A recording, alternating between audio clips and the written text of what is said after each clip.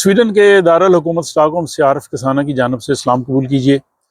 नाजरीन, आज का व्लॉग स्वीडन में रहने वाले एक छोटे से बच्चे के उस कारनामे के हवाले से है जो कि नामुमकिन था और उसने नामुमकिन को मुमकिन कर दिखाया। वो कहते हैं ना कि मैं एक छोटा सा एक बच्चा हूँ पर काम करूँगा बड़े बड़े। वाकई उसने जो काम किया है वो तारीख एक रकम की है और स्वीडिश मीडिया ने भी उसकी भरपूर तारीफ की है। और फिर मजे की बात यह है कि वो स्वीडन में गैर कानूनी तौर पर रह रहा था, उसके पास पेपर्स भी नहीं थे, लेकिन उसने फिर ऐसा काम किया कि उसके पेपरों का मसला भी हल हो गया और पैसे का मसला भी हल हो गया। तो ये स्टोरी है जनाब, एक 12 साल का लड़का है जिसका नाम मुरहफ हामिद है और उसके वालिदैन का ताल्लुक एथोपिया से था। वो स्वीडन में पैदा हुआ 12 साल पहले और उसके वालिदैन जो थे वो 14 साल पहले स्वीडन में आए थे। स्वीडन में आके उन्होंने यहाँ पे असाइलम लिया, उनके असाइलम का केस रिजेक्ट हो गया और अपीलें वगैरह भी ख़त्म हो गई और इसके बाद वो स्वीडन में बिल्कुल गैर कानूनी तौर पर रह रहे थे। वो पेपर्स उनके पास नहीं थे, लेकिन स्वीडन की हुकूमत उनको वापस नहीं भेज सकती थी क्योंकि एथोपिया की हुकूमत उनको वापस लेने के लिए तैयार नहीं थी।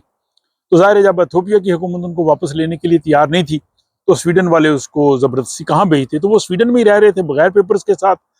इसके बाद फिर ये जो मुरहफ हामिद है इसने सोचा कि क्यों ना मैं वर्क परमिट खरीदूं। तो वर्क खरीदने के लिए इसके ज़हन में आया कि क्या मैं किया जाए। तो इसके ज़हन में ये आया कि स्वीडन में एक बच्चों के लिए काम करने वाली चैरिटी ऑर्गेनाइजेशन है माई ब्लूमा। वो उनका फूल होते हैं छोटे, वो बच्चे स्कूलों वाले अक्सर भेजते हैं। उससे उसने कहा कि इससे मैं पैसे इकट्ठे करता हूँ। उसमें यह होता है कि जितने आप वो पैसे इकट्ठे कर लें बच्चे, 10% जो है वो जो चैरिटी ऑर्गेनाइजेशन है वो बच्चों को दे देती है। मसलन अगर उन्होंने 1000 क्राउन इकट्ठा किया है तो 100 क्राउन उनको मिल जाएगा। तो उसने कहा जी कैसे है कि और तो मैं कुछ कर नहीं सकता और ये काम करने के लिए मुझे ना इजाज़त की ज़रूरत है ना वर्क परमिट की ज़रूरत है। ये मैं फूल फरोख्त करता हूँ जाके लोगों के पास, इससे जो पैसे इकट्ठे हो जाएंगे उस पैसों से फिर मैं परमिट ले लूंगा। ये 12 साल का छोटे से बच्चे के मासूम ज़हन में यही आया कि और कोई हल नहीं है, हम यहाँ पे इतने सालों से गैर कानूनी रह रहे हैं, हमारी कोई हैसियत नहीं है। तो मुरहफ हामिद ने जनाब फिर जो ठान ली और उसने कहा जी कि फिर मैं अब इस नामुमकिन को मुमकिन करता हूँ। उसने जनाब वो माई ब्लूमा के जो फूल हैं वो चैरिटी ऑर्गेनाइजेशन के लिए उसने फरोख्त करना शुरू कर दिए, लेकिन उसको जो है वो बहुत उसके साथ कई लोग बहुत बुरी तरह से पेश आए। वो स्वीडन के जुनूबी इलाके स्कोने में रहने वाला था। वहाँ पे आपको पता है थोड़ी सी फ़ज़ा ज़्यादा इख्लाफ है गैर मुल्कियों के लिए। बहुत से लोगों ने उसके खिलाफ जो है वो नस्ल प्रस्ताना जुमले भी बोले, उसके साथ सख्ती से पेश आए, उसको बुरा भला कहा। लेकिन सलाम है कि उसने अपनी जो है वो डिटर्मिनेशन जारी रखी और फिर ये हुआ कि जब उसके खिलाफ किसी ने वहाँ पे खुसूसन जो एसडी है स्वीडिश डेमोक्रेट्स जो नस्ल प्रस्त जमात है, इन लोगों ने उनके खिलाफ उसके खिलाफ ज़्यादा प्रोपोगंडा किया, नस्ल प्रस्ताना इन्होंने ट्वीट्स किए। फिर ये हुआ कि मुरहफ हामिद की वालदा की कोई एक दोस्त थी स्वीडिश, उसने फिर उस पर ट्वीट की कि ये बच्चा इतना अच्छा काम कर रहा है और बजाय इसकी हौसला अफजाई करने के लिए आप लोग जो है वो इसके साथ बुरा सलूक कर रहे हैं, नस्ल प्रस्ताना जो है वो रवैया इख्तियार कर रहे हैं। उसका जो ट्वीट था वो वायरल हो गया। वो पंजाबी में कहते हैं ना कुब्बे नू लत वज गई, तो कुब्बे नू वाकई सही लत वजी, तो कुब निकल गया। हुआ ये कि वो जब वायरल हो गया, वो जो सोशल मीडिया पे हर जगह उस खातून ने जो रिमार्क्स किए थे, लोगों ने जनाब धड़ाधड़ मुरहफ हामिद से जो है वो फूल खरीदना शुरू कर दिए। और फूल खरीदने वालों में आम लोग नहीं थे बल्कि स्वीडिश वजीर आजम उल्फ क्रिस्टोसन भी शामिल थे, बहुत से वजीर भी शामिल थे। फिर स्वीडन के वजीर आजम उल्फ क्रिस्टोसन ने फेसबुक पे उस बच्चे के बारे में बहुत अच्छा लिखा कि ये बहुत अच्छा काम कर रहा है और उन्होंने कहा जी कि उन लोगों को शर्म आनी चाहिए जो इस बच्चे के साथ बुरा सलूक कर रहे हैं या बुरी बातें लिख रहे हैं या नस्ल प्रस्ताना रवैया इख्तियार कर रहे हैं। फिर स्वीडन की जो साबिक वजीर आजम थी मगदलिना आंदरशन, उन्होंने भी उसकी सपोर्ट में लिखा और उन्होंने भी उससे जनाब उसकी सपोर्ट की और सारा वो सिलसिला वायरल हुआ। फिर स्वीडन की जो डिप्टी प्राइम मिनिस्टर हैं एबा बुश, उन्होंने भी उसकी सपोर्ट में लिखा और उन्होंने कहा जी कि अब बच्चा इतना अच्छा काम कर रहा है, इसके साथ तासुब करना जो है ये बहुत बुरी बात है। फिर जनाब ये इतना हुआ काम कि फिर जनाब उसने करते करते जो रकम इकट्ठी की, आप सुन के हैरान हो जाएंगे। 5 मिलियन स्वीडिश क्राउन से ज्यादा उसने इकट्ठे कर लिए। उसने 50,02,655 स्वीडिश क्राउन, यानी 5 मिलियन से ज्यादा उसने रकम इकट्ठी की। और पाकिस्तानी हिसाब से वो लगाएं तो तकरीबन 13 करोड़ 7 लाख के करीब करीब बन जाता है।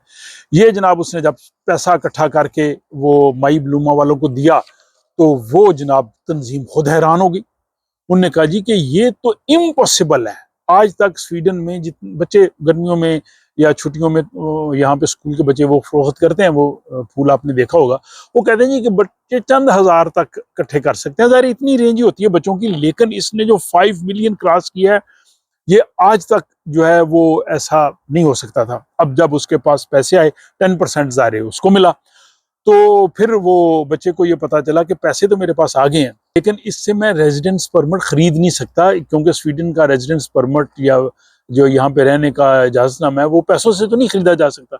लेकिन उसने इतना अच्छा काम किया कि चैरिटी ऑर्गेनाइजेशन उसके साथ फिर हो गई, फिर ज़ाहिर मिनिस्टर्स ने इसकी तारीफ की, फिर जनाब वो सारी सपोर्ट करने के बाद फिर जो केस माइग्रेशन बोर्ड के पास जो था, उन्होंने उसको रिव्यू किया और उन्होंने कहा जी कि इस बच्चे ने प्रूव किया है कि वो स्वीडिश सोसाइटी के लिए फायदेमंद है, सोसाइटी में एडजस्ट है, सोसाइटी के लिए अच्छा काम कर रहा है, इस बुनियाद पे हम इनको रहने की इजाजत देते हैं। तो जो डिसीजन है माइग्रेशन बोर्ड का, वो भी एक माइलस्टोन है। वो बहुत से लोगों को आइंदा भी फायदा हो सकता है कि अगर वो सोसाइटी के लिए अच्छा काम करें, यहाँ पे जो है वो बेहतर किस्म की सरगर्मियाँ इख्तियार करें, यहाँ पे वो साबित करें कि वो इस मुआशरे में मुदगम है, बेहतर है, रह सकते हैं, तो ज़ाहिर उनके केस के लिए फ़ायदा मंद हो सकता है। बहरहाल जनाब ये मुरहफ हामिद की जो जदोजहद थी, उसको उन्होंने कहा जी कि स्ट्रॉन्ग कनेक्शन है उसका स्वीडन के लिए, और इसलिए इस फैमिली को जो है वो परमानेंट रेजिडेंस ग्रांट की जाती है। तो पूरी फैमिली को जो है उसने दिया, और जो 14 साल से स्वीडन में बगैर पेपरों के रह रहे थे। तो ये जनाब वाकई हिम्मत करे इंसान तो क्या हो नहीं सकता। और एक 12 साल के बच्चे ने वो काम किया कि जो बड़े भी नहीं कर सकते थे। एक स्वीडन की हिस्ट्री में मिसाल भी बन गई, माइग्रेशन की हिस्ट्री में भी मिसाल बन गई। और मैंने समझा कि इस विलाग की सूरत में हमारे बहुत से लोग जो शायद इस वाक़े से आगाह नहीं थे, उनको मैं जो है वो बता दूं से तमाम तर तफसीलात। तो आप इस हवाले से अपनी राय का ज़रूर इजहार कीजिए। आपको ये कैसा लगा? पसंद आए तो दोस्त साहब आपसे शेयर कर सकते हैं। अपना ख्याल रखिएगा और मुझे दीजिए इजाज़त।